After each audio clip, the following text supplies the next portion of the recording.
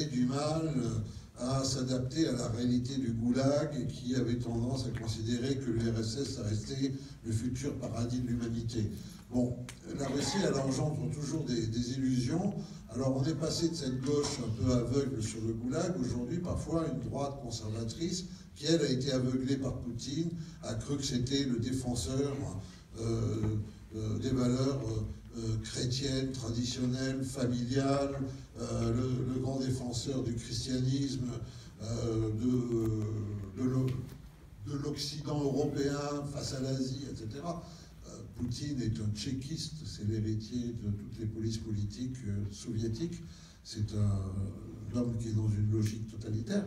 Alors non, ce que je dis moi tout simplement, c'est que bon, c'est vrai que Zelensky n'avait pas une image formidable avant la guerre, mais aujourd'hui il incarne sa nation.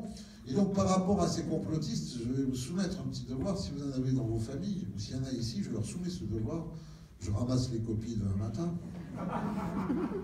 Ils ont 24 heures. Voilà le sujet, n'est-ce pas? Eu égard au fait qu'avant l'invasion de l'Ukraine par Vladimir Poutine, on considérait que l'Ukraine était un pays un peu incertain, dont l'unité restait un peu quand même bancale. Eu égard au fait qu'avant l'invasion de Vladimir Poutine, on considérait que Volodymyr Zelensky était plutôt un acteur qui, soutenu par des oligarques ukrainiens, avait gagné un pouvoir qu'il administrait assez mal, alors qu'aujourd'hui, évidemment, il passe pour Churchill. Et évidemment, aujourd'hui, l'Ukraine apparaît comme une notion solidaire comme jamais, en armes, unie. Étant donné qu'avant cette invasion, par exemple, le président Emmanuel Macron disait que l'OTAN, l'Alliance Atlantique, était en coma dépassé. Et qu'aujourd'hui, la Finlande tape à la porte de l'OTAN. La Finlande, c'était le pays qui voulait rester neutre absolument dans son histoire.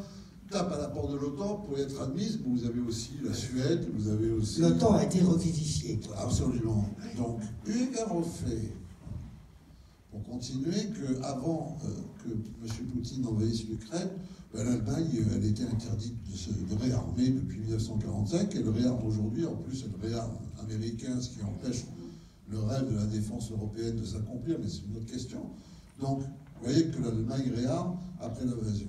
Eu égard au fait que l'Amérique était partie très loin de l'Europe et même du Proche-Orient, qu'elle se concentrait dans le Pacifique pour faire face à ce nouveau grand rival, la Chine, et qu'elle est de retour en Europe, et qu'on est quasiment sur un nouveau plan Marshall, n'est-ce pas?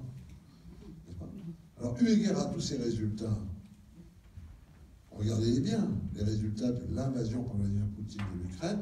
La question qui se pose naturellement lorsqu'on est complotiste, c'est de se demander si, après tout, Vladimir Poutine ne serait pas une top de la CIA au Kremlin. D'accord, ça, oui.